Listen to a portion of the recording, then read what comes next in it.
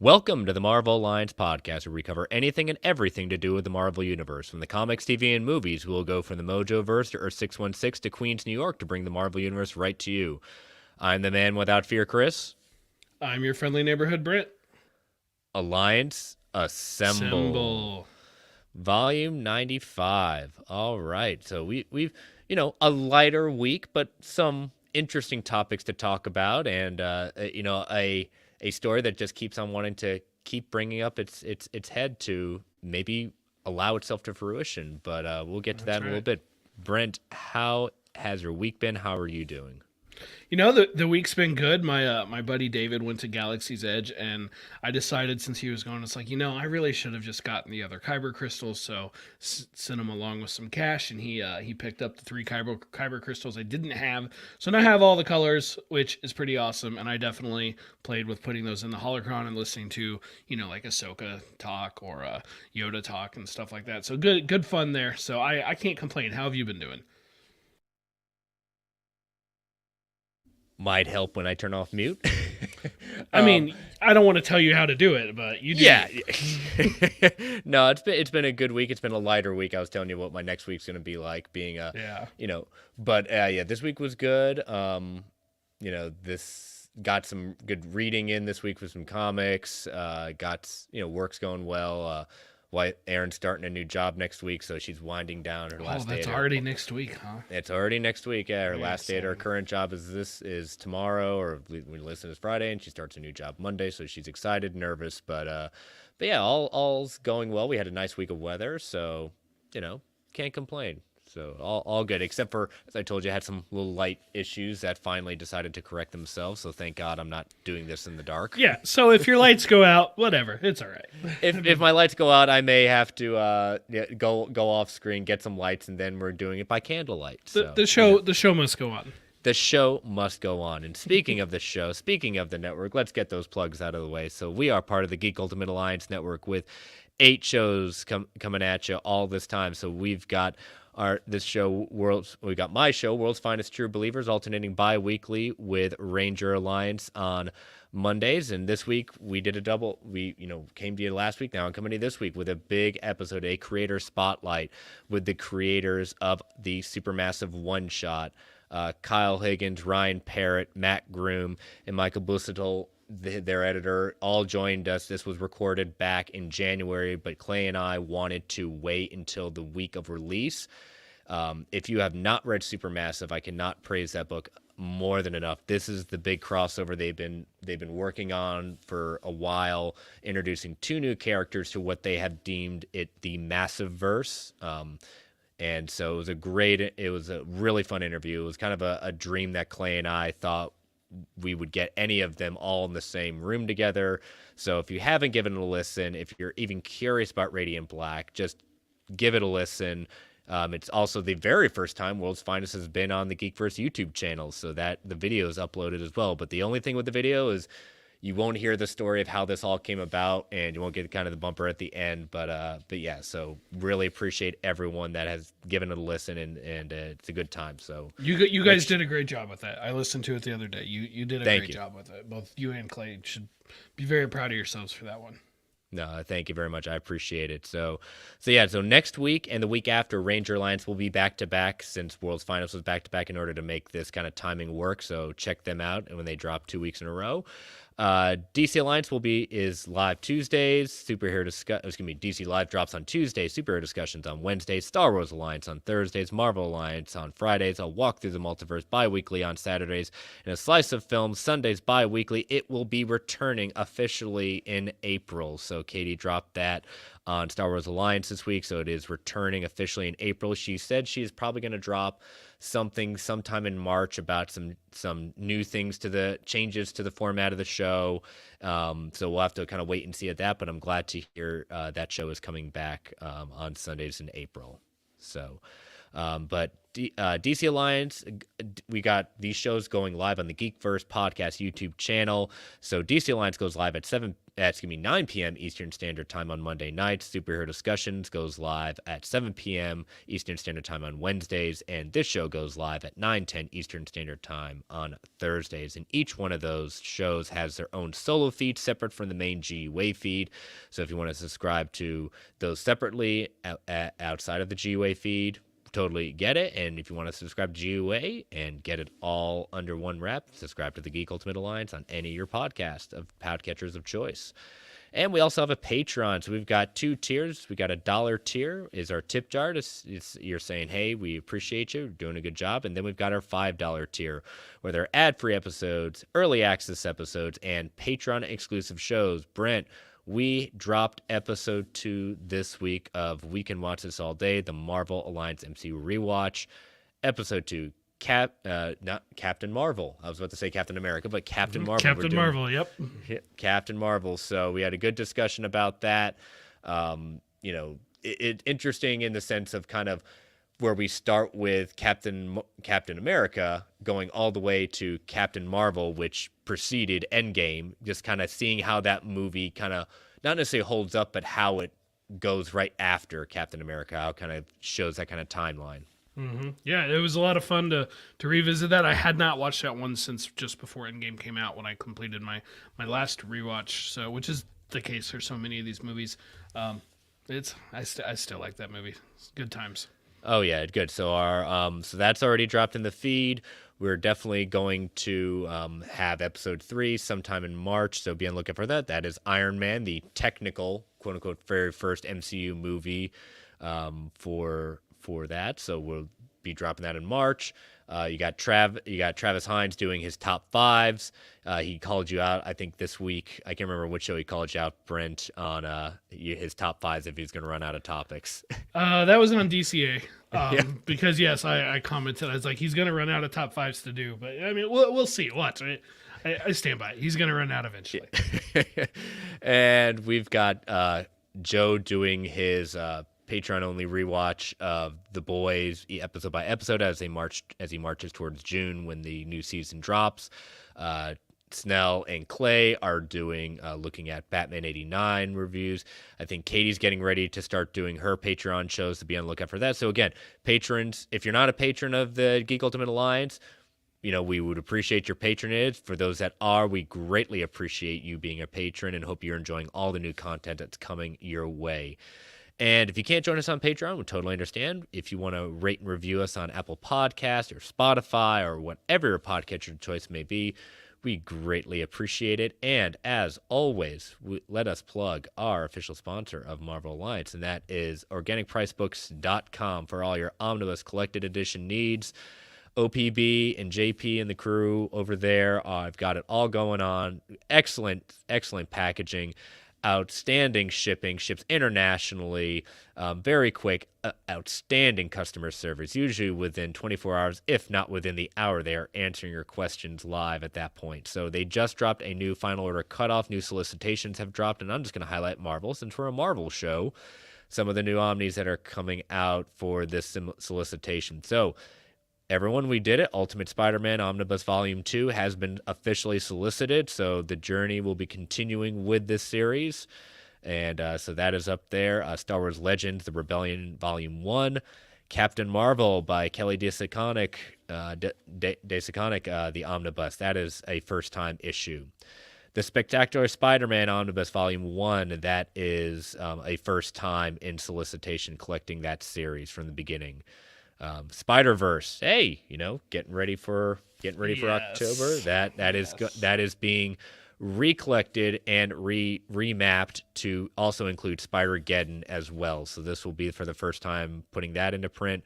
Predator is back in being solicited. That was taken off by Marvel due to a lawsuit issue, but the lawsuit has been settled, so now Marvel can resolicit it. And Predator is now being collected in omnibus format. So these are the original years. These are the Dark Horse years. But now, since Marvel owns Fox, they now control the license for Predator. So make sure, if you want to let them know that you are a listener of Marvel Alliance, use that code MarvelGUA at checkout. for every single order, $2 off every single order. Use it unlimited times. We want to thank Organic Price Books for being our sponsor. So we've got a programming note for next week. Brent, since it kind of involves you, I'll let you take it. Yeah, it's technically my fault at this point. We are not going to be live on YouTube next week. We are going to record a day earlier on Wednesday so that I can attend Batman on Thursday night. Yes, I do want to see the Batman, even though I'm obviously a Marvel zombie. I am not going to the Tuesday early screenings because I just for the record, I was in the app ready to buy it 10 minutes early because it was already live on AMC and I was already checking, and I realized it was going to cost me literally $2 more than what I pay for a month of AMC's A-List. Times 2, because I was going to be buying my wife a ticket as well. So I didn't do it. We decided we're going to stick with our Thursday show and let A-List pay for it. So we're that's the plan. We're to be clear, we were going to do this long before the Tuesday show happened, but that is the case. So yes, please, thank you, bear with us. Wednesday night recording, we won't be live. We will miss those of you who join us every week, but we'll be back to normal the week after. But we will not be alone for those audio listeners. Mr. Travis Snell will be joining us for this one. So a little extra thing. So yeah, I think we've done it in the past, but we'll be able to we'll see if Mr. Snell can upload the video that we record at that point to YouTube for Friday morning. We'll see. No promises, but the audio will definitely. There's some movies that we do want to see as soon as possible, especially if you're trying to avoid spoilers. And yeah, Batman is one of them. He is a character that rises to those ranks. So it is the one that unites the GUA together. Yeah, sure. I don't know. That depends. If you listen to Clay on DCA lately, I don't know how united he's feeling. I said it, Clay. All right, I'll look forward to your rebuttal in the chat. But regardless, I'm excited for it. I think it looks great. So. Just for note, that was all Brent. That was all Brent, yes. So, but yeah, no, I will be seeing it on the Tuesday screening. My very first time seeing it, a theatrical movie in IMAX. So I am very excited about doing that. So, but mum is the word until we do that review. The GOA review, I believe, will be coming with DCA on Friday. Time to be determined. We'll let them kind of cover that, but definitely there will be a proper the Batman review coming next week. Yep. I will be avoiding spoilers like crazy, which means, sorry, I will really not be looking at my Twitter timeline or probably even my notifications. So forgive me. I'll catch up after I have seen the Batman. But if you don't want to be spoiled, don't go to the social places. So I will be avoiding them. Yeah, I will simply put online when I see it. I have seen it. So if people want to discuss with me, my DMs are open. I would prefer talking it through there because, again, I'm not going to spoil this for anyone if possible. I would like to say hello to Tim Rooney, who is not in the chat right now, but has informed me he is indeed listening while reading comics. That sounds confusing, but you do you, Tim. I'm just glad you're joining us. You are a better person than me, Tim. I can only listen to music without words, so you are a better person than me. So, all right, our main story tonight, you know what? We can't get enough of it. We can't enjoy it, but guess what, ladies and gentlemen? We've got a Madam Webb story that you did not see coming. Here we are. Madam Webb has been revealed to be joining the cast of Moon Knight. Madam Webb supposedly will be one of the new personalities that Stephen Grant will be taking on. Oscar Isaac actually has a quote saying, "The hierarchy of power in the MCU is about to change. Madam Webb is also coming for you, Dwayne Johnson. # Madam Webb is the blueprint." How did you say all that with a straight face? I could never have done it. Podcast listeners don't know what I just had my mic muted and was laughing the whole time. It was just Brent and I have had this. We weren't just amazed when Madam Webb was a week. When we came a story, it was great, but then it came 2 weeks in a row and we got a casting. We're just like, all right, let's have some fun with this. So no, Madam Webb has not been cast. It has not been. We just decided to have a little fun and it was really fun when Travis looked at our show notes today. He was like, "What did I miss? What is going on?" It was like, "Where's the link to it? Did you forget the link to the story? I can't believe this." So, Yep, Madam Webb is the new face of Marvel Alliance. Yeah, it may be at this point, but all right. Well, no big main story tonight. We just got a series of news, but we are going to lead. If you are watching on YouTube, if you've seen the headline for this episode, we're back to talking about Marvel Netflix and its future. Remember a couple of weeks ago that we found Brent basically discovered for us, and it became a big thing that all the Marvel Netflix shows, also Agents of S.H.I.E.L.D., will be leaving Netflix officially on Monday, February 28th. That is the last day you will be able to see them on Netflix. After that, we don't know where they're going. We don't know what's happening. We know Disney has decided to take back the rights. And as we said, this basically proved that it was not a Netflix original show. They were simply the producing arm of it at that point to air it. So always been the question, what's going to happen? All we've been told is that there will be an announcement soon. Well, we got some maybe getting more clear. Now, all this is just coming from what people have seen and some press releases that have gone, but nothing officially. This is all for international right now, what we're discussing. So a press release from Disney Canada via Twitter user Shabazz, the movie podcast, officially confirmed that Disney Plus release date of the Marvel Netflix distributed shows on the streaming service after they leave Netflix on February 28th. It said basically all Daredevil, Jessica Jones, Luke Cage, Iron Fist, The Punisher, and The Defenders will start streaming on Disney Plus Canada on March 16th. So no word on the United States, no word on Agents of S.H.I.E.L.D. Will it be also joining it? To add on to this, the hashtag show put out a story basically the same day as well. And they saying they have exclusively learned that the shows will air uncut and unedited on the Disney Plus platform. There won't be any bleeps or cutscenes from any of the shows that will air in Canada on Disney Plus starting March 16th. The shows will also, they say the shows that they know from their sources, that the shows will hit the U.S. version of Disney Plus around the same time. And the way that Disney is getting around the violence and language is with a new parental guidance content warning. So you can look forward to shows being in their original form minus some mentions of Netflix. So we've got a kind of confirmation for our brothers and sisters in Canada. Hopefully that's the rest of international. Nothing official for us, but based on the hashtag shows their sources. And, I want to call out Espuz. We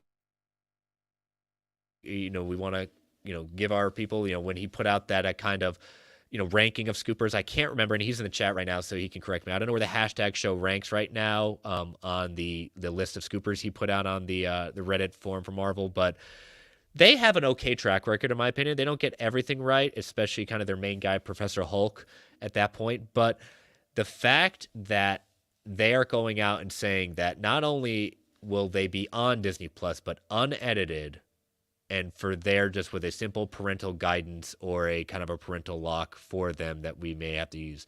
We both said that there is, based on everything we understood about Disney Plus, that this is Hulu bound.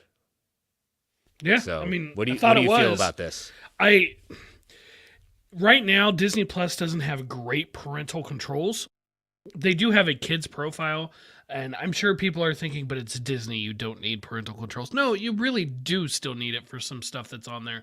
And this would be an opportunity for them to add better parental controls to that. I hope it is on Disney Plus and domestically. I hope that they do have some sort of content warning before it, but honestly, I would much rather than just a content warning, actually password lock it. Put it behind some sort of protected pin, or let you password lock the adult profiles so that you can do it. Or I kind of like the way HBO Max does it. If you go into a kid's profile, you have to put in a password to exit the kid's profile. That works as well. Same basic idea. To me, this is really exciting, and I think it's funny that we both have Daredevil shirts on right now. Totally coincidence. I took a shower after work, and I'm like, hey, that's clean. I'll throw it on. And look at that. We both have Daredevil. At that point, when we're talking, I try to coordinate based on the topic. There will be one day where I just not going to coordinate appropriately, but hey, we try. Well, I guess I need to get a Madam Web t-shirt. But regardless, I am really, really excited for these to come back to the Disney fold. I'm looking forward, even if they don't come to domestically Disney Plus. I'm looking forward to the day it does hit in Canada, the 16th, because, and I'm looking at you both, Travis's, I want to know what they do with it. If they put it in, like, do they slot it in under the Legends banner, like kind of they've done some of the older stuff? Do they slot it in into the timeline somewhere of like the official MCU rankings or the official MCU timelines? I want to know how they display it. Or is it just locked behind Disney Plus Hotstar, which is effectively the international version of Hulu, and that means it is still separate from the rest of Marvel? I'm really looking forward to seeing that. Yeah, I mean, I think, like you said, they've already got the history of putting warnings before movies like Dumbo and the Aristocats, I believe. Other movies that were done by Disney that have either stereotypical racial or just basically not okay to be put Right, in an animated right. movie at that point. But The Aladdin movies have that, for the record. the Aladdin movies have Yeah. that, and I even point out to Aaron, it's just like certain, like the whole intro. There's a line in the intro I still remember very distinctly of what was originally said, and it's gone. It's completely gone. You can't even find that anywhere. But in any case, but for these particular shows, I think it would have to be I would, depending on the account you set up, there's something to be said by having a parental lock on these particular shows. Yes. These aren't necessarily action, like really heavy action. The Luke Cage, Jessica Jones both get into some very kind of steamier sequences, particularly Jessica Jones in that first season. But Daredevil and all the rest of them, particularly Punisher too, very violent. Gosh, yes. I want you to talk about that, the dream that you could have with Mr. Castle. It's just okay. I the other day I saw this meme that was the like Mickey Mouse Disney Channel logo in the corner, and it just said, "I'm Frank Castle, and this is the Disney Channel," and he's standing there all bloody and stuff. Oh gosh, I was dying. But it right here, what SPub said: parental locks for certain shows or movies is a big step forward for mature content in Disney Plus. Yes, absolutely. Because as much as I love Disney Plus, there is still a sizable market that they are not serving. People who do want that more mature TVMA R-rated content, that right now, at least domestically, you have to go to Hulu for all that. And people are like, what? They don't give Disney any credit for that. I'm like, you guys know who owns 2/3 of it and has full operational control of Hulu, right? Like, they're still doing and putting this content out there. Like, they're still the ones distributing Pam and Tommy and The Great, which The Great is so funny. I highly recommend it. Definitely not for the kids, but it's hilarious on Hulu. But it's like, it would be nice to just bring all that together under the Disney banner so that we can, and I always say, every character, or there's no character from Marvel that has to be rated R, has to be TVMA, including all the Defender characters, yes, including Punisher, including Deadpool. They all can work in a more PG-13 tone. But some of them can also work in a rated R tone and a TVMA tone, and it is nice to have. It is nice to have. We have a ton of variety that Marvel gives us. It'd be nice to continue that with some of these other characters. I hope they do it, because then if they actually put these in full on as they are on Disney Plus proper, mixed in with the rest of Marvel, like that should give Snell, for example, a lot more confidence about whether or not they're going to do Deadpool 3 rated R. And I'll tell you, Deadpool does not have to be a rated R character. He just doesn't have to be. But this incarnation of Deadpool has been rated R the whole time, so it'd be nice to continue that. This would be a good sign and a good step towards that, in my opinion. Plus, I just don't want to go that long without being able to throw on the shows if I want, because every now and then I got to watch a hallway fight scene or something. Yeah, as I said, I'm still in the middle of my rewatch. I'm not going to finish by the 28th, and no, I'm not taking off the 28th to kind of binge so many of those shows and binge it. But I've always said I'm very confident that Disney and Marvel know how popular, at the very least, Daredevil and the Punisher were for them. They're very, even the first season.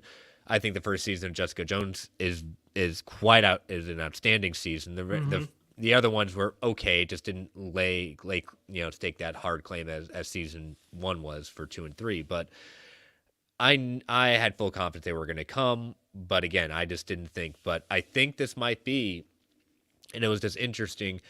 the timing of this, because again, if it's releasing March 16th, March 31st, Moon Knight drops. 30th. So 30th. 30th. So Kevin Feige has already said they're not quote unquote pulling any punches with the violence per se. Now they're not necessarily going gratuitous with it, but Moon Knight, from what it sounds like, is going to push the envelope of what we've seen on a Disney Plus Marvel show.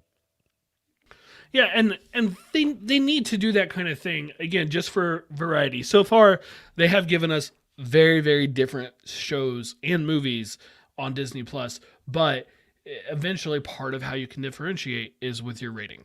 It's a tool in the tool belt. They might as well use it. Yeah, and Charlie Cox has been making the rounds this week, including how apparently he went into the theater with his wife, and when he came on screen, his wife was recording, hopefully getting that kind of cheer that any of the Peters got in No Way Home, and it was dead silent, and he just was so it's a little depressing at that point because he had heard so many other people saying they cheered and things like that. He didn't get that moment, but he did drop another tidbit saying he knows of one thing. He can't talk about it, but he's hoping there's more than the thing he does know about where his character is going next. Yeah, we are going to see him in several more appearances. I cannot fathom that they're like, hey, we're going to bring you in for a little cameo in this and maybe one other thing, and that's it. We're done. No, are you kidding? The people that like to do the 3, 4, 5 movie deal contracts. Tim Rooney wants to know if these shows are all connected. We don't know yet. Let's be clear. We don't definitively know. I know what Vincent D'Onofrio said. He's playing it like it's the same person. Great. That's what we want it to be. But we don't truly know yet.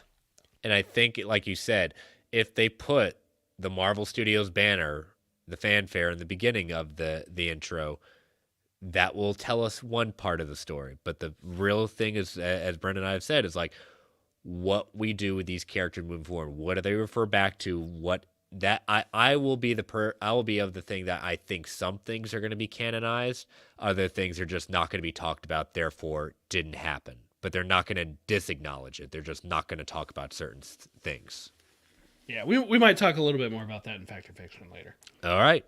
So let us take our first ad break while we are moving on to a new topic. So listeners, as you know, these ads help keep the lights on at the Geek Ultimate Alliance Network. We don't get to choose what ads come on, and they can be a bit loud, so I'm going to give you that 3 count to turn that volume down before they come on. 3, 2, 1. We'll be right back. And we're back. So next news story, we got a back-to-back castings going on this week at that point. So our first one is Aaron Pierre joins Mahershala Ali's Blade, and so we've got a new casting. Krypton alum Aaron Pierre is set to co-star opposite Mahershala Ali in Marvel's new pick Blade. As we know, Ali is playing the iconic vampire hunter. Delroy Lindo is also on board with Bassam Tariq to direct. It is unknown who Pierre will play at this time. So Marvel, as always, has no comic. This is coming from Deadline. Deadline broke this story. At least they put it out there. I know there's been some rumors of other people kind of hinting towards this casting coming soon, but they're the ones who broke it out there. It's unknown what he appears to be playing, but I want to put it out there that I think he might be playing Hannibal King, because they did say the Ryan Reynolds character. Yeah, Ryan Reynolds' character. They did say this role itself was very much sought after, but in Hollywood, he was tapped when Tariq was tapped as director. Execs on the project had their eye on Lindo for his secret role, but insiders had Feige, Tariq, and others took their time trying to find the right person for this part. And so, when they say like this is a sought after part, well, people hear a Marvel project or they get word of it, it becomes very sought after. But what I will take from that is this is not just a one and done character for this movie. This sounds like this character is going to continue going on. So I'm going to lean on the idea he might be playing Hannibal King. Now, for those that don't know, Aaron Pierre, like I said, he was in Krypton, the sci-fi show that ended, in my opinion, way too soon. Disney also was high on him for he did the voice of Mufasa in the studio's Lion King prequel, directed by Barry Jenkins. On top of that, he's already been busy with key roles in M. Night Shyamalan's Old. Well, it's old, so well, not my tempo. Did not watch. I saw that. the trailers. So I didn't bother to go see it. As did I. I saw the trailers as well. Jenkins. He also joined Jenkins' Amazon series Underground Railroad. So he is not yet a quote unquote household name as if we were to compare it to, let's just say Ryan Reynolds. However, his star is definitely on the rise. Disney's definitely enjoyed working with him, and so that's why, from basically kind of the lingo that Deadline is using, this is a bigger character than just one movie with Blade. I only know him from Krypton. I didn't see the entire show of that, but I saw, I guess, the first season. He was in throughout both seasons, is my understanding. But I remember him there. Other than that, I don't really know him, so I can't really speak to a massive level of excitement or anything. Oh, amazing actor! I'm so cool he's coming. I don't know. I trust Sarah Finn, the casting director for Marvel Studios in general. I trust in their casting department, so that's cool. The Hannibal character that's a good call out. I wouldn't be too surprised if you end up getting that one right. It just, again, Blade's Rogues Gallery and Friends Gallery is not huge. So there's only so many different characters it could be. I don't think it struck me just possibly the good kind of colleague or frenemy, if they were, because sometimes Hannibal King is, Blade likes being the loner. He's not necessarily one that wants to work with a team, but it's going to be a different call from what we got with Ryan Reynolds and Blade Trinity, because that was epic. Again, I would like it to be a different version than what we got in from Ryan Reynolds. So let's just say that wasn't exactly Ryan Reynolds' best Marvel foot forward. Yes, not best. So not necessarily his worst one, though. No. So, but anyway. But it's good. It's good hearing. This is kind of I believe, outside of Mahershala Ali, this is our second casting. Outside of that, we've gotten 2 castings already, including this one for Blade. So definitely, we're going to start hearing more and more as they get ready closer towards starting to film the movie. So, well, we don't have Madam Webb, but we do have another Sony project of casting, Kraven the Hunter.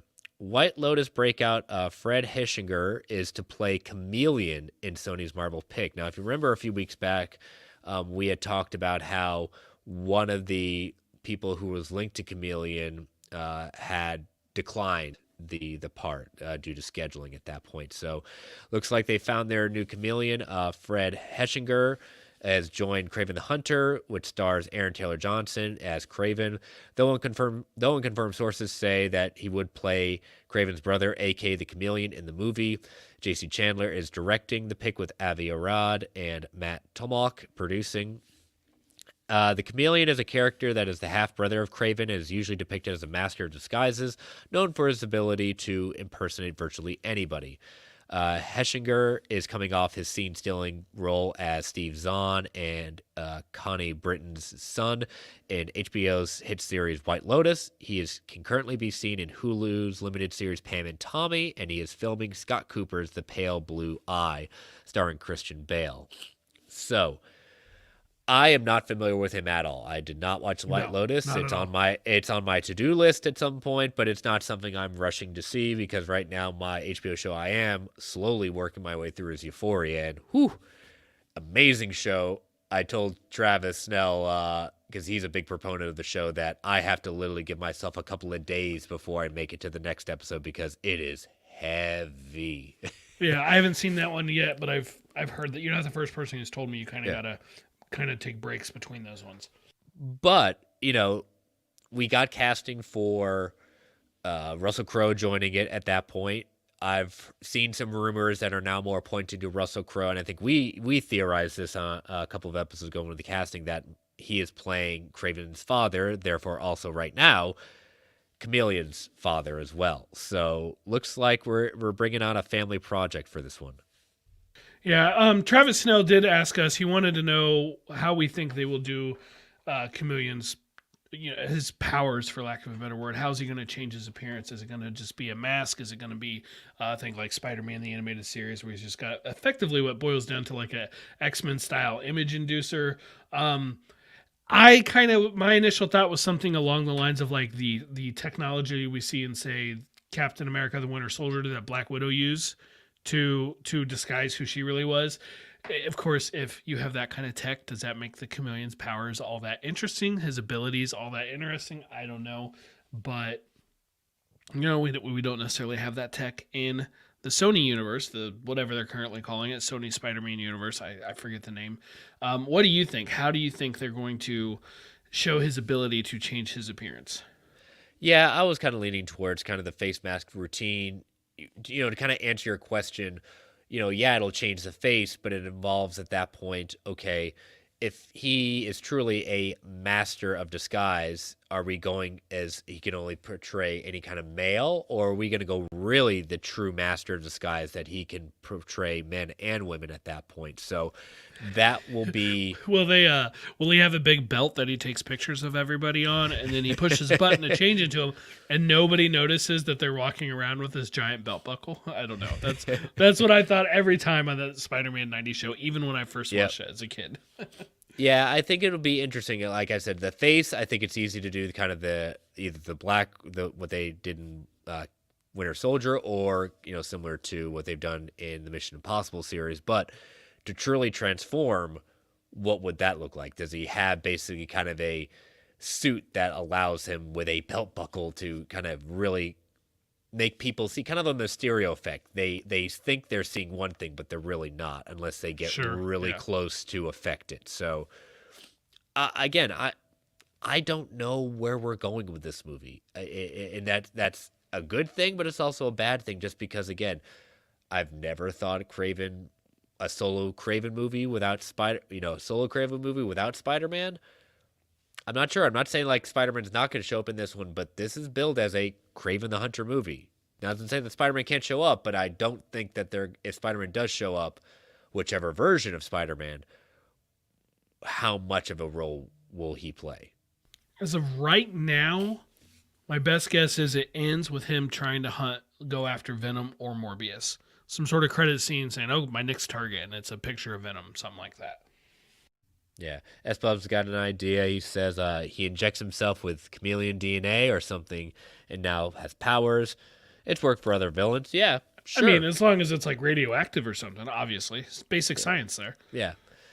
So, again, they're getting these more casting. I've heard some rumors that we heard also a couple weeks ago that the actress who was linked to Calypso is not true. That actress is not going to be that one. I can't remember at that point. So we might be getting a Calypso casting soon at that point as well. So also want to apologize to listeners. My nose decided to have some fun with me, and I sound more nasally than usual. Our weather has gone to 70s this week, and it's going to seesaw by the end of the week back to the 50s. So my allergies are really loving it right now. So if I sound a little different, that's why. All right, so our next story, if you are trying to stay out of the Doctor Strange and Multiverse of Madness cameo rumors at that point, probably flash forward about maybe 2 minutes or so. I think we're not going to talk too long about this. We can hold it to that. That's fine. Yeah, we'll hold it to that. So we're at 38:12 right now. So yeah, give us about 2 minutes at that point. All right, so this is coming from the story is coming from direct, but it's coming from the Illuminati, technically. The Illuminati's Joseph Deckelheimer, sorry. Sorry.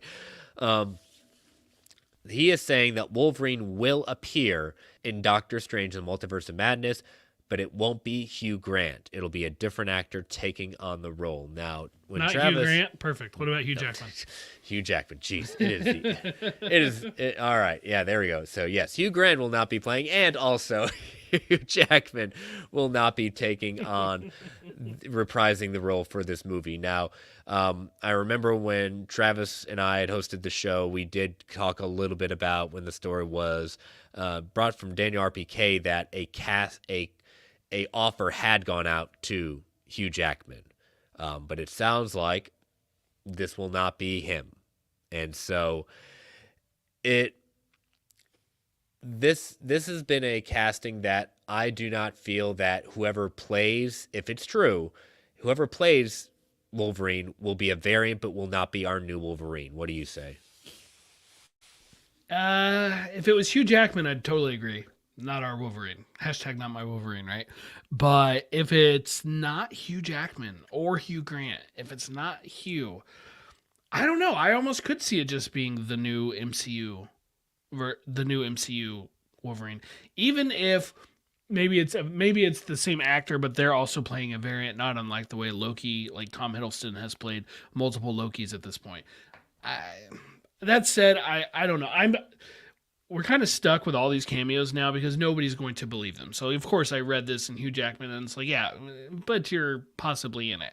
Not saying I expect it, not saying it's bad if you're not, but I kind of think you might be. So we'll see. S-Bub says animated Wolverine. If it's going to come with that costume, then yes, please, I'll take it. I brought up before, this Professor X is not from the Fox universe. It is from the animated series, so it would fit. It would fit. It would. So, all right. So we'll, like, again, there's not too much with this. We don't want to dwell on it because the question, people were making jokes like, who's not in Spider-Man No Way Home? No. I think this is the new movie. Like, who is not in Doctor Strange in the Multiverse of Madness? It's totally the new movie for that. So we'll just have to see. But our last story for this week is Peter Dinklage is making the rounds for his new movie, Cyrano, and he's been asked, what does he see as his future in the Marvel Cinematic Universe? Will he come back? He says, well, there's another Thor movie, isn't there, coming out that Taika's directed, but I didn't say anything. So he says basically later on that it's Marvel World, we're just all a part of it. And, he followed that up with a few joking uses the word what before saying it doesn't matter. And so we know we've seen the toy started coming out for Thor Love and Thunder, as they do before that. We've seen enough promotional images that Mighty Thor, played by Natalie Portman, is wielding Mjolnir. We know the character that Peter Dinklage played in Avengers Infinity War, Eitri, was the one who forged not only Mjolnir, but also later helped forge Stormbreaker. It makes so much sense for him to be in this movie. It's like, it makes me wonder, if he forms a new hammer, will it be enchanted? Will Thor enchant it? Whoever's worthy, if they're worthy, then they get the power of Thor. Will it be enchanted or what? Eitri had a relatively small role, just what, a notch above a cameo, if anything, in Infinity War. But I liked him. I look forward to seeing him again. His interactions with Thor I thought was great. I'd love to see some more of that. So this news that maybe isn't news, depending on what part of the sentence you're reading first from him there, I welcome it. Yeah, again, if we keep on bringing some of these characters back at that point to call back, especially with Thor Love and Thunder being, many people are titling it from what that have some knowledge of it, this is going to be it is a road trip movie. And I'm here for it. If we're traveling around and going crazy in the cosmos, this is going to be a lot of fun. Exactly. So, all right, so that is all the news for this week. So, let us get into some listener questions. And you put out the call as you usually do. We got a lot of listener questions this week. Yeah, we got a few. This first one from Travis_156, Travis Hines. Do you think there's a chance Spider-Man from the animated series shows up in X-Men 97? They are both from the same universe and have appeared together before. I certainly would definitely not rule it out. I absolutely think that's on the table, especially because we do know that the Marvel could just do that. They don't need any kind of special permission. They could just do that if they wanted to, as long as my understanding is it's an episode that's like 30 some minutes or something like that. So I think it'd have to be a shorter episode. But Yeah, that's awesome. Like, I love the idea. I think it'd be a lot of fun. I think we're more likely to see that Spider-Man show up in Across the Spider-Verse before X-Men 97, but I'll take them both. Yeah, when he asked me this question, I was like, I can't remember when. I remember when we saw a very brief clip of Spider-Man in X-Men the Animated Series when Phoenix was going crazy. You know, we saw those random cameos at that point, but I couldn't honestly remember when the X-Men showed up in Spider-Man, and he told me where they did. I said, okay, 2 episodes. Well, yep, that's what he said. 2 episodes at that point. So yeah, if it can happen at that point, let's do it. I'm down for it. Yeah, you got some good Spider-Man and Wolverine action, and those two teaming up to save Beast, and they fight a big giant monster dinosaur lizard-looking thing at the end of the second part. Not a giant spider in the third act. Not in this case. Not in this case. That's a different episode. Different episode. All right, Tim Rooney, what Marvel comic would you like to reread as if it was the first time? Ooh. I like the question. That's a really hard one though. Like I saw this question come in and I'm like, maybe initially I wanted to say Ultimate Spider-Man, but I don't actually think that's true. Or if I do, I think I would say the second arc because that's probably when I truly fell in love with that incarnation of the character. But I think I'm gonna go with the Annihilation series, including the miniseries that led up to it. Just because they were so much fun. I really enjoyed those a lot. And that was the arc that really got me interested in the cosmic side of the Marvel Universe. Yeah, I as you were watching the video, I had to turn around and look at my main Marvel collection over there and looking across the way where the rest of them are. I've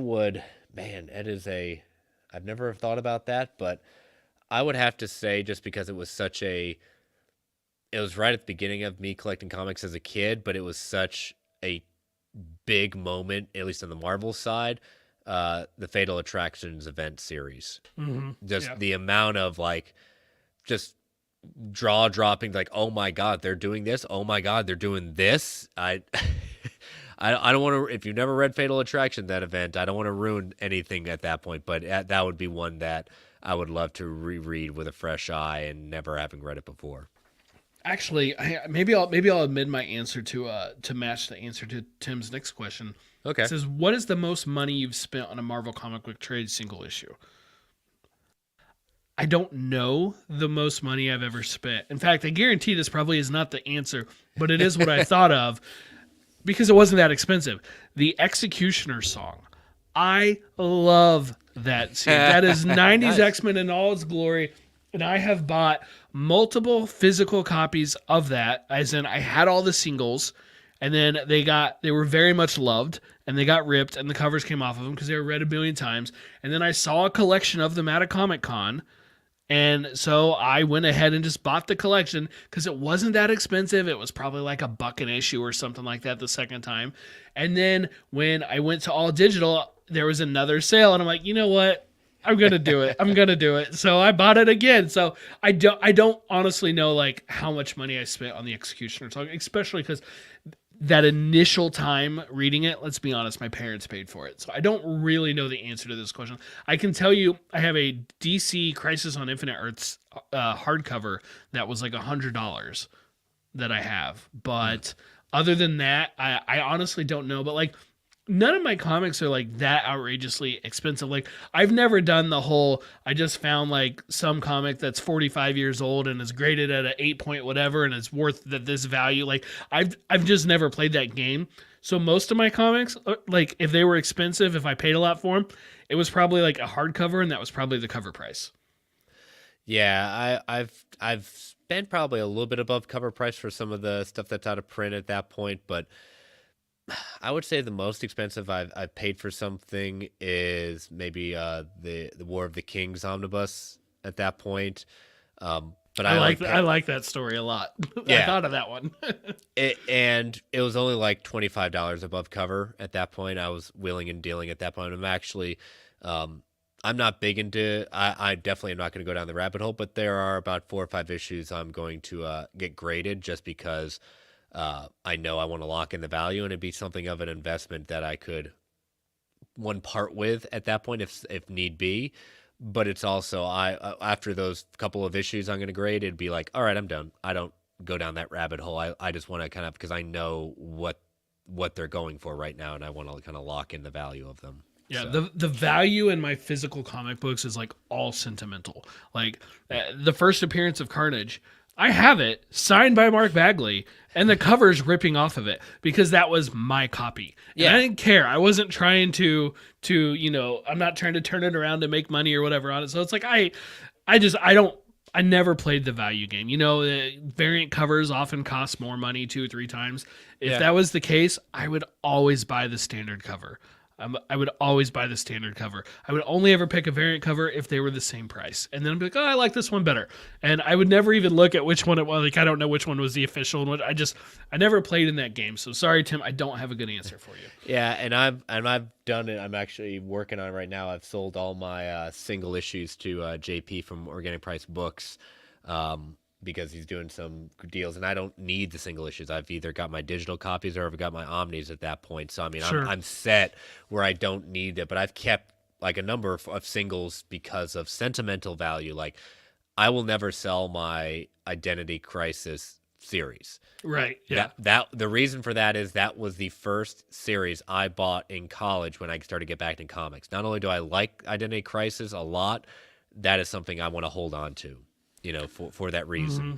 But like I said, but I've sold them all, and I'm gonna be starting to pack them up this weekend, shipping them down to him in Texas. But it's kind of sad, but it's kind of like I've moved on from this. I know I'm not going to look at these single issues anymore, but I've kept 2 short boxes of ones that either I'm going to that I'm mostly gonna keep just for me for sentimental reasons, and the 4 or 5 that I'm gonna grade. So I've got some DC books where I had like a letter printed in the back, or a billion years ago, if you posted on the DC message boards, they would occasionally troll those and put them in. And I used to love reading the letters pages. And so I'd go up to my dad who used to work for a newspaper. I'm also published, so you're no big deal, buddy. There it is. That's my name in it. There's a couple of them. There's a Green Lantern issue. There's an Impulse issue, for example. I honestly don't even know the issue numbers. I'd have to go look because I did buy extra copies of those. But even there, it was still just cover price. Yeah, and I've got a number of single issues signed by George Perez. And no, those will never be sold for any reason because that was meeting him in person, meeting him at the Heroes Convention was something I will never forget. And just a 3-minute conversation I had with him, and I've got my absolute Crisis of Infinite signed by him. And I mean, those are just perfect. It's perfect. Yeah. So, good question. All right, next up from S-Bubs. Will No Way Home actually get the rumored re-release in the next 30 days, or will those deleted scenes be for digital and Blu-ray eyes only? What do you think? The fact that they have now officially pushed the VOD and the home release of No Way Home from where they were predicting end of February, middle of March to a month later, I am going to say no to this because I think to put out a new print like that, massive wide, it could be done, but I think I'm about 20% they could do that if they want to make a final push. I know domestically they're trying to push for that 800 million domestically right now. So, but I'm not feeling it right now. I'm not a big fan of alternate cuts. I wasn't a big fan that they did that with Far From Home. They put out 4 more minutes, and yeah, it's a good 4 minutes, but I'm like, can you just put it into the movie to begin with? Just release the movie, I do take issue with the words re-release. I'm like, technically yes, technically no. I mean, if the movie's still in theaters, is it a re-release? I don't know. This is where I remind everybody, Avengers Endgame did not put out additional footage in the movie itself. It was the equivalent of special features. I don't know. Since we now know that this movie is coming out to home release to iTunes on March 22nd, I don't know. You almost think there'd be a little bit longer before they'd come to iTunes if they were going to do another push like that. So I think I agree with you. S-Bubs released the web cut. Stop that. No, keep it going. Keep it going. No, just let it go. I don't know. If they release it, if it's true, if it gets released, yes, I will hypocritically go see it because I'm just not into these cuts. I will go see it. It's Spider-Man. I'm not going to not see it. Let's be honest. The Far From Home one, I wasn't going to see at that point. I had already seen the movie 4 times, and I ended up going as like a personal celebration when they announced the renewal of this Tony Marvel deal, and that's what was in cut. So I went with it. My guess is no. I think this is all going to be on the home release. SBub's 35 minutes of new dubstep. That's actually the follow up to the Zemo cut, I think. Yeah. I mean, I talked to my buddies who live in my neighborhood, and they still have not seen No Way Home at all yet. I don't know. I think they know I think they know about Toby and Andrew. I mean, how could you not know at this point? You'd be again. They are big comic book movies. They love comic book fans. They come down to my basement and just look like, oh my god, can we just live here on like weekends? But they are a little bit like, I don't know.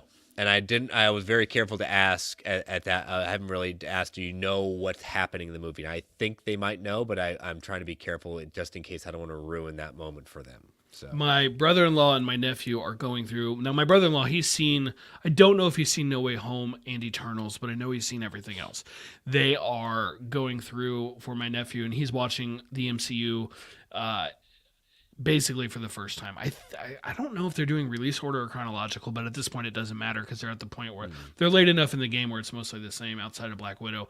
But they texted me the other day that they were watching Avengers Endgame. And so I don't know that would be a movie. This. Infinity War, Endgame. I would want to watch back to back with fresh eyes again, in the sense of never have seen it before, just to get that experience one more time. Yeah. There are a number of movies I could have answered that question with. I did tell them, it's like you need to watch the Maguire and Garfield movies because, like those villains are in the trailers, like they're in the movies. So you got, know who those villains are, watch those movies. Trying to dance around, especially for my nephew, that the Spider-Mans are also in it. So you probably want to see them. I don't know where they're at with that. I need to actually find out, but I'm like, man, they might get caught up in time that he could still go see it in theaters, which would be pretty cool. That would be. Our last question from Stu Little. What do you think the odds are of seeing Mr. Negative in the next Spider-Man trilogy? Feast might need some bolstering with recent staff loss. I should not laugh at that. I should not laugh. I should not be laughing at that, but yes, there is at least one vacancy. I will say this. The meme I always love using. He's out of line, but he's right. Yes. Honestly, within the next trilogy, I think that's a pretty good chance. I don't see him necessarily being like the big bad of an individual movie, but let's call him a sub boss for lack of a better phrase. Yeah, I think I could see that happening. With Spider-Man, I kind of read this. They're going to do, when they're talking about Fantastic Four, and I'm kind of reading some stuff that they're kind of putting out there and putting feelers out there. From what I understand with Fantastic Four, they're taking a very similar approach of what they've done with Spider-Man. They don't want to rehash same stories again. They want to hash same things that they've already done again. So then they say, well, what happened with No Way Home? Okay, you brought in villains from other universes, but it wasn't the same story. It wasn't the same kind of idea at that point. So that's okay. What happened with No Way Home was they had 3 Spider-Mans together. Yes. That's the new part. That's what we had never seen. Exactly. So the fact that I am in agreement with you with the idea, Stu, that I would love to see Mr. Negative. It's something that we have not seen in live action. It is a new villain that the GA is not very familiar with, but the CG on his power set would be really cool. And he was a pretty big part of the Spider-Man PS4 game. And so, true. I mean, he's a newer character, but he's been used a fair amount. He's a cool character. I like it. I'm definitely in favor. SBub said Martin Lee may be in the next movie, but no Mr. Negative until a few down the line. I think that'd be cool too. I'd like it. I like the idea. Yeah, definitely. All right, so great question this week. So before we get into fact or fiction, we're going to take our final ad break. So again, listeners, these ads help keep the lights on in the Geek Ultimate Alliance Network. We don't get to choose what ads come on, and they can be a bit loud, so I'm going to give you a 3 count to turn that volume down before they come on. 3, 2, 1. We'll be right back. And we're back. So let me pull up the results for fact or fiction from last week. All right, number 1, in the Multiverse of Madness, Wanda will be able to quote-unquote find her kids, but they will be variants of a non-enhanced Wanda that are real but will reject her. 57% said fact, 43% said fiction. Number 2, Wanda will not be killed at the end of Multiverse of Madness, but will be so broken at the end that she will go into hiding. I am sticking by my statement that I've done before, I think either fact or fiction, that this movie, there is going to be huge ramifications at the end of this movie. This will not be tied up in a neat and tidy bow, and I'm standing by that. This is going to be some Infinity War kind of ending. Yeah, I think you're probably right about that. Number 3, at least one of the variants introduced in Multiverse of Madness will return in a future MCU project. This was a big one. 94% said fact, 6% said fiction. So, all right, Brent, your turn this week. What crazy fact or fiction you got for me? All right. Well, I'm going to stick with Wanda and Doctor Strange for a second and say Wanda will survive Doctor Strange in the Multiverse of Madness and star in another Disney Plus show. Star. So not just be a supporting cast, like literally will lead. She's the lead. Maybe it's the Scarlet Witch. Maybe it's just called Wanda. It's probably not called WandaVision, but I believe she will be the lead in another Disney Plus show. I'm going to say fiction for that, and I'm a lot stronger than just it. The only reason I say that is just because of the trajectory of the character, especially with how we left her at the end of WandaVision, where she's going to in Doctor Strange and Multiverse of Madness. I can see her being a supporting cast member showing up at some point, but I do not see her leading in Disney Plus because I think her character now has gotten to a point that her leads are coming from a movie. So you think, okay, so just to be clear, you think she's more likely to lead another movie? Yes. Interesting. Yeah. So I'm going to go ahead and say fact because I think we both agree that like her star is definitely risen a lot. WandaVision massively bolstered her. I think fact for leading a show because WandaVision was such a huge phenomenon that they're going to want to tap back into that, even if they can't fully recapture it. And I'm not sure that they could. Agatha Harkness, that show will tap into some of it. I think, though, that I think a Wanda show business-wise makes a lot of sense. I would just have to trust that creatively they can come up with the reason for it. Oh, yeah. And again, if it ends up happening like that, I'll be happy to be proven wrong because I'll watch it. Not just because. It's longer than a movie at that point. Not because I co host the show with you. No, I'm not watching it because I was wrong about fact or fiction. I will stand on principle. But, from where Catherine Hahn had made a statement that the stuff she had seen from the new show, House of Harkness, is everything she's hoped it to be. So that gives me a lot of kind of excitement that she's really excited. But people was like, oh, what else would she say? She said, oh, it sucks. I can't believe they're doing that. True, but it's nice to hear some updates along with that lines. But yeah, I like that we're different on this one. All right, so this next one, I'm serious with it, okay? I know people aren't going to believe me, but I am serious with this. What, that Zack Snyder is the blueprint? No, stop that. Madam Webb, I'm serious. Madam Webb will appear in the next MCU Spider-Man trilogy.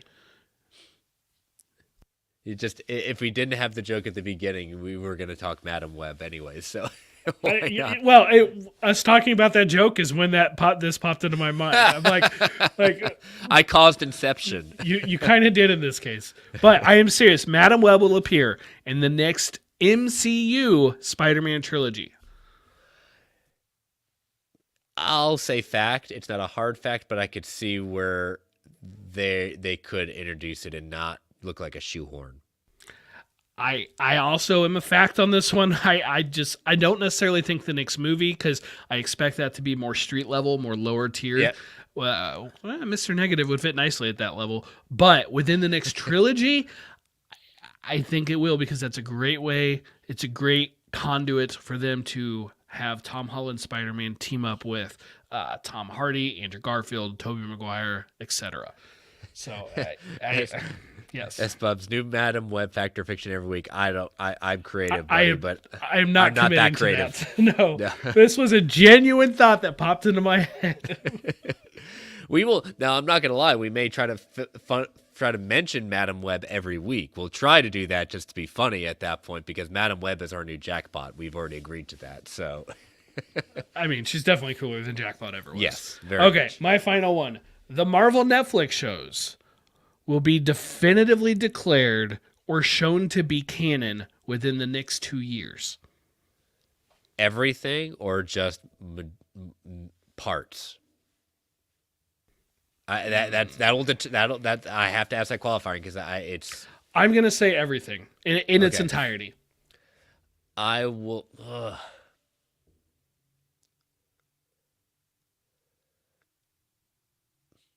Man, I'm gonna have to say fiction. It's definitely very close, just because that would be a big step forward for Kevin Feige to make. That would be a very big step forward for him to make. And I'm not saying he's not above saying he's made mistakes and things like that, and saying like they're not canon, but I will believe in crawling before he walks that some of it will be canon, and he will basically say that some is canon. You're just gonna have to wait and see which parts.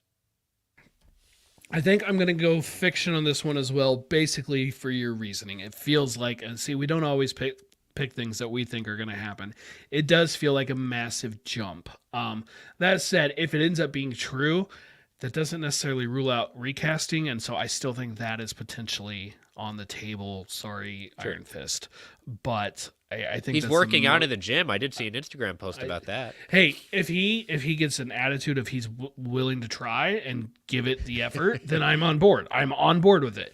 But as soon as I heard that he wasn't doing that, that really soured me on the idea of him coming back.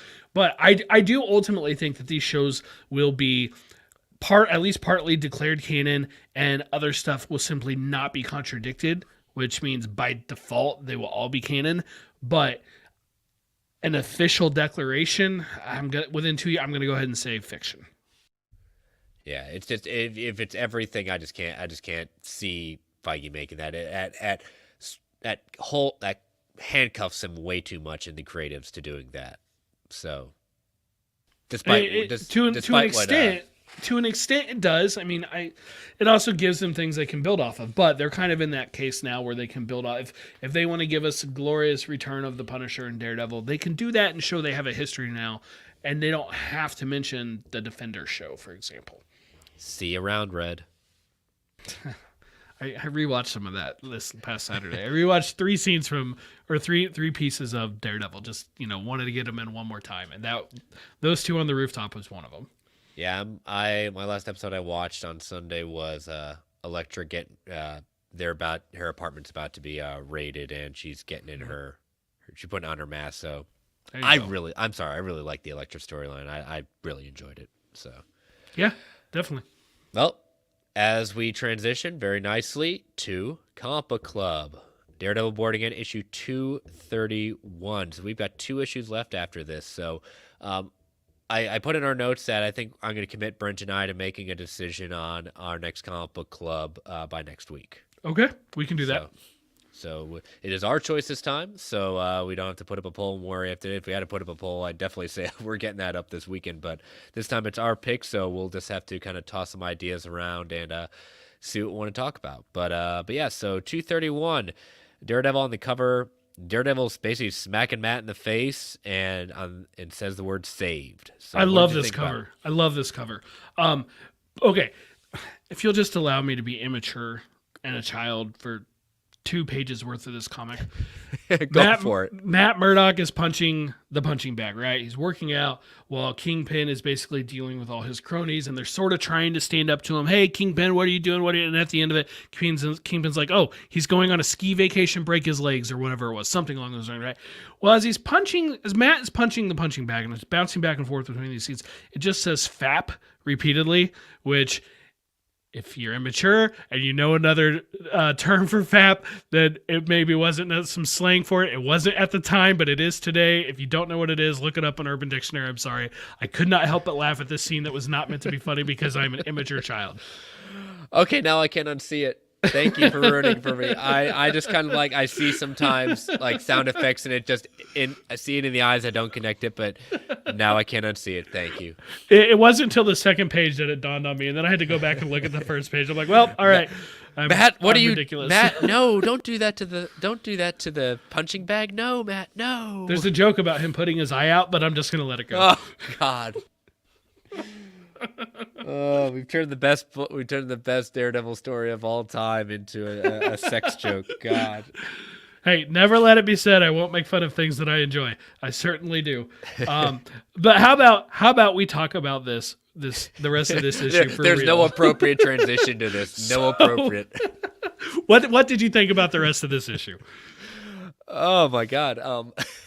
The rest of the issue, I definitely thought it was not. It was great to see Matt finally getting back up and getting back into the game. He may not be in costume because we're gonna see that next issue. I'm almost confident in, but just seeing, Yurik and his being attacked again and his wife nearly killed, and Karen basically one step away from killing herself. Finally, Matt taking it into his own hands and taking back not only his life, but eventually taking back that imposter that Kingpin hires and thinks, okay, he'll do what I'm asking. He's just going on record that told like, yeah, you get this guy out of the mental institution. Yeah, he's pretty bad off, but oh yeah, I can figure it out. Yeah. I really enjoyed the stuff with the nurse, the evil nurse attacking Ben Urich. She's being told she's going to get relocated just till the heat dies down, and she's pissed off about this. And it's like, if Urich is the problem, then let me go relocate him. And she just goes, attacks him, hangs his wife. Oh my gosh, that's vicious. And really cool scene. And of course, Matt shows back up there to help out. I really, really enjoyed those sequences of this issue. And I especially enjoyed like Ben being kind of our main narrator for this one. Mm-hmm. Yes. It was interesting just to see because how much he believes in Matt Murdock and that he just wants the assurance that he's alive, he's there. And then when he finally, after he rescues his wife Ben Urich, he comes out and sees the nurse beaten down and everything like that. He knows Matt's alive. He knows he's there to protect him, and he knows he's going to be back soon. And then there's this other part with Melvin Potter, whom is told basically you need to make this other Daredevil costume so he can be framed, and he's freaking out because he doesn't know what to do. He's concerned. He needs to protect his wife, or Betsy, but he also wants to not hurt Daredevil. And I love it how Matt, just a silhouette of Matt in shadows, just says, make the costume. No one's getting hurt. And Melvin just says, it's a pleasure to hear your voice, Daredevil. Just that sequence just brought a smile to my face, and I'm like, no, that's not exact dialogue we got from the TV show, but I could hear the character saying. I really like that. Oh yeah, and it was just that cool moment, just saying, I'm back. Don't worry about it. I'm going to protect you. I've made a promise. I may not be 100%, but I'm definitely going to make sure to keep my end. And especially when he faces the imposter on the roof, and he's not 100%, but he's getting there. Yeah, he's definitely getting his groove back. He's getting back into the game, and it was nice at the end there to just see, albeit brief for this issue, his meeting up with Karen again, his reunion with Karen, that they get to embrace each other, and they both at this point are horrible spots and down on their luck in their lives, and they could use a good hug, and that's what they get. Exactly. So 2 more issues left. So we'll go into 232 next week, and we'll bring you the new comic book club arc that we're going to be looking at. So, all right, volume 95 in the books. So again, listeners, remember we will not be live next week, but we will record Wednesday night with Mr. Travis Snell joining us, and it will drop in the feeds on Friday morning as usual. So, Brent, tell people how they can follow you and plug your show. Sure, Brentak Prime, Twitter, TikTok. We will be doing an episode of Fans Without Borders next weekend after the Batman comes out. So that'll be the next episode of that show. Kind of on a weird schedule with that one too, with some personal stuff I got going on. But look for basically the Monday after Batman comes out for an episode of Fans. Come on, yeah. I mean, again, we got it. We got to see your opinions, and you won't be joining us for the review. This is the way we get Brent and Ray talking about the Batman. It is, and I would like to make a joke about Hines not letting me on the review or anything like that, but that'd be mean because I know he'd be yelling at me. No, he did invite me onto it. I just couldn't make it. Yep. So next time, baby. Next time. Everyone always says that. It's like, there was no next time, right? Yes, but we don't want to we just like using it because it's just funny. It is funny. It is. All right. Well, yes, you can follow. Again, we want to thank our sponsor, OrganicPriceBooks.com. Again, use that code MARVEL, GUA, at checkout of $2 off every single order. Again, thank you to OPB for being our official sponsor. You can follow me on Twitter at Chris Balga. You can follow my other show, World's Finest True Believers, at Finest Believers on Twitter. Again, remember, we're taking a 2-week break for Ranger Alliance to catch back up for some episodes they need to get out to balance it out. But World's Finest will be back in 2 weeks. And follow this show on Twitter at Marvel A Podcast. You can email the show at marvelalliancepodcast@gmail.com. You can follow the Geek Ultimate Alliance Network at GWA Pod Network. Feel free to tweet, email if you want to provide feedback, ask questions, put some information out to the show you want us to talk about. All our DMs are open. The show account DMs are open. Continue to rate and review us on Apple Podcasts, Spotify, whatever platform you have choice you listen to your podcast on. Thank you all for joining us in the chat. Thank you all for listening. Stay safe out there, everyone. And as Stan the Man would say, Excelsior, true believers. Well, Brent, this was going to be, for a while there, a news topic, but with a few news items and the Netflix story, we decided to bump this to post-credits because it's a good post-credits discussion. I'm going to simply title this as When Amazon Takes Fully Control of Comixology, It Has Been a Big Freaking Mess. And I can believe it, but I just couldn't believe it was going to be this bad.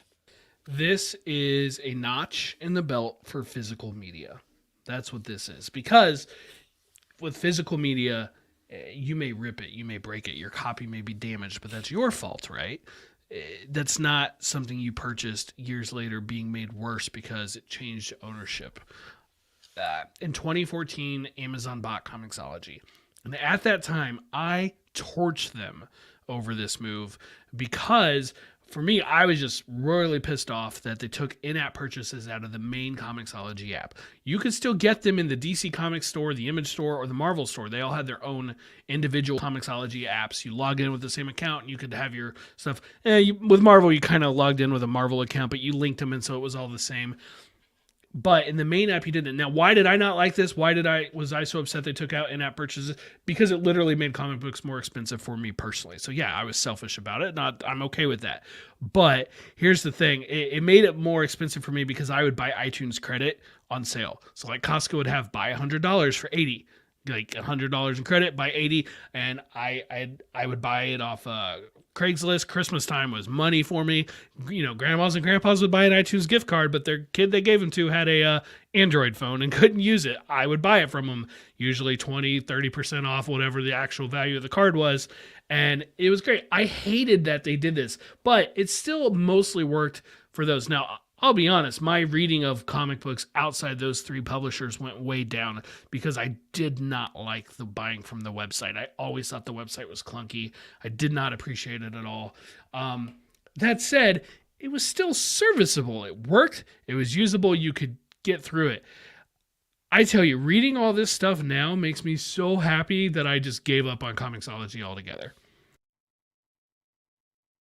Yeah, I've gotten a lot more into digital. Now the stuff I bought, like I have Marvel Unlimited, I have DC Universe Infinite. The stuff I don't subscribe to Comixology Unlimited just because the big two, I got everything there, so I don't need it. And for the indie stuff, I actually purchased the stuff through for indie, the collected editions on there, because what I love about what they've done a lot with the indies was that they've actually put like some of the collected editions for physical. You can get those same collected editions on Comixology, so it's been great because it's also cheaper and I get the same content and I get the same extras, so it's been nice. But everything I've read, especially for the international side, is just how could you have botched this so much? Like new releases are a confusing mess on the site. Featured books in Kindle Unlimited series take priority at the top page.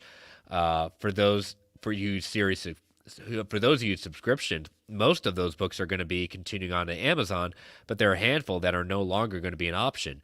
Any comic that was a DRM free copies won't be moved point forward. If you're an international user, subscriptions are gone. You are not allowed anymore to do subscriptions. Looking for a single issue on sale, they're no longer listed with the collections, meaning that you have to travel to each series that the book comes under in order to find whether or not a single issue is on sale. Sorting through the website, it's if people who actually read comics on their desktop, the splash pages don't even do correctly. They don't line up. They don't display correctly. Bleeding Cool had a conversation with one of the beta testers of this, and he basically said he said they didn't listen to anything we said. We gave them so many notes, it's basically a cluster F, he said, but it's basically just awful. One thing that they noticed that was interesting was you no longer bought something through them, you acquired. Because if you go to something, if I go to like Transformers phase one collection 1 for IDW, it says you acquired this. It no longer says you purchased or bought this. So what does that mean? What does that mean for refunds? How does that work? Some people are like, oh, you don't really own the content and whatever. And personally speaking, I was always okay with that. If you feel like you need to truly have definitive ownership, you need to still be buying physical books. And that's okay. That's totally fine if that's how you feel. I was okay with it because I figured out that I just wanted to be able to read the stories. And so for me, Marvel Unlimited being 6 months behind, there were a few things I read on there. I read enough to make it justifiable financially for me to have the service, but I wasn't willing to wait the whole 6 months and everything. And then DC Universe Infinite, they went from 12 months to 6 months, which was awesome because that really was a huge boost to that service. And then Marvel basically said, oh, you're going up to 6? Well, we're going to cut in half also, and we're going to go to 3. And that's when I was like, okay, 3 months behind I can do. 3 months behind for Spider-Man I can do. So that's when I went all Marvel Unlimited, and I love that for it. And frankly, I can't read. I don't have the time / I don't devote the time because of other things I want to do to read everything I want to read from Marvel, let alone anything I might be interested in from DC or Image or IDW or whatever. So I personally just made a choice to let a lot of that go. But the Comixology consumers didn't make that choice. They just got screwed, and that really, really sucks. There was more than that. I guess the creators who published through Comixology, I don't remember what that program was called, but Comixology, like they were the standard for guided view for panel to panel transitions. They were the standard of how to do that and do it the right way. I don't use that personally, but every now and then I'll look at it in Marvel Unlimited. I still think it's kind of dodgy in that app. It's still not great. But and I could definitely say DC Universe Infinite, it's gotten better, but like Marvel still beats them, and Comixology totally beat them both. Well, yeah, like they just not wow. Marvel still beats them, then neither of them are that great. Comixology was so good, and that was something that their tech was able to do. Well, now small publishers have to put in those transitions themselves. Well, what about their back catalog that was already published? Nope, they have to go back and re-put in all of those transitions to every comic they've had. If they've only got 1 or 2, okay, not a big deal. What if they've got 10, 12 issues? What if they got 20? What if they're a small publisher, but they've been successful and able to keep it rolling? It just really, really sucks that the biggest digital marketplace for brand new comic books just had a massive usability decline. And for people who still were using it, and that for them that's the best way to go, I genuinely feel bad for them because they got absolutely screwed. I went through and I went ahead and linked my Comixology account with my Amazon account. I went ahead and did it in case I do want to go back and reread, like, I mean, that's how I'll attempt to anyway, to read like Invincible the next time I want to read it, because that's where I have it, is in Comixology. But I feel so bad for them, and I'm so happy with Marvel. And you know what? Yes, Marvel could neuter their site as well at some point, and they could mess it up, or DC could do the same with theirs. But it's in their interest not to. This is, man, if I'm Marvel and DC, like, this is the time they should be marketing their stuff even more. DC should probably be moving it up closer from 6 months to 3. I'm waiting for the day one of the big two will have a higher tier for get it all day and date, but you're going to pay twice the subscription or something like that. Frankly, I would definitely consider that. So this whole story just makes me sad. Well, speaking of the creators, Comixology split was 50-50 with the creators. Now it's less. Amazon's taking a bigger cut. I can't remember if it's 60-40 or 65-35. It's worse for the creators. And so it's one of these situations where the creators are getting screwed on that one. They're taking the Comixology app and integrating it with a Kindle reader. You can read both Comixology stuff. The Comixology app still exists, but it's been more integrated as a Kindle reader, and you can read your Comixology stuff on a Kindle reader, but you're looking at a program that was designed for prose reading, not comic book reading. So I've seen personally that flipping through pages is a lot slower. Paneling is slower. It's dodgy, but it boots me out. It crashes a lot more than it ever used to. So it's just... the fact, again, if you're not going to, as one of the beta testers said, I signed an NDA, so he or she is trying to be trying to be specific, not to get sued, but they said, like, we submitted so much stuff to them, and they maybe listened to us on 10%, and it wasn't the most important 10% that they listened to. Beta testing, I am a beta tester for several apps, and it's important to note there's two things to do. Beta testing really has two purposes. One, find problems. Two, find potential areas for improvement. Find areas for feedback. Just because you're in a beta test doesn't mean they have to listen to you, but it's not a good sign if they don't listen to anything you're saying. It's not a good sign of a good beta program if you're just ignoring all your testers. Why are you going to do it? You mentioned the cut. You're right. I totally forgot about that. I want to point out that the cut that Apple took from the sales before they did away with the in-app purchases was 30%. So there was 30% off the top, and then of the remaining 70%, Comixology had whatever their splits were with between them and DC and Marvel, etc.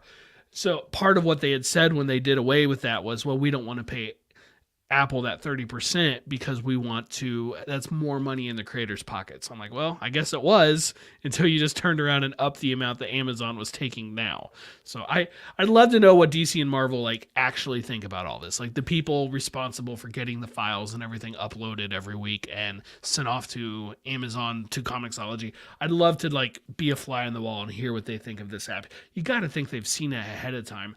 And I know they have. And from what some of the bloggers have said is internal sources, they are ticked. They should be absolutely ticked off. Comixology is not the only digital storefront. There are others, but maybe one was Madefire, something like that. I don't even remember. There's a couple others, but it was Comixology's game. And I mean, talk about an own goal. They just ruined it. I mean, thankfully, it looks like my library has all transferred over and nothing was missing or anything like that. And it's very, very frustrating in the sense of what people use it for and need it for, especially in international, not getting subscriptions. Like a number of people I know, friends-wise, including, on our own network, had to resubscribe to things. All new releases, if it was after you pre-ordered a new release and it was after this week when it all changed, or last week when it all changed, you had to redo those pre-orders. And it's just a mess. It is an absolute mess. And the fact that they had this happen, you're right. Marvel and DC should really just jump on and say, hey, we may not have the indies, but you could at least depend on what we're putting out there as the content. So it's just going to be one of those situations where we're just going to have to wait and see. But, well, thank you all for, if we enjoy this post credits discussion, and we'll have to see if it gets better, but we will see you. You'll hear from us next Friday. You will see us again live in 2 weeks. All right. See y'all later. Stay safe.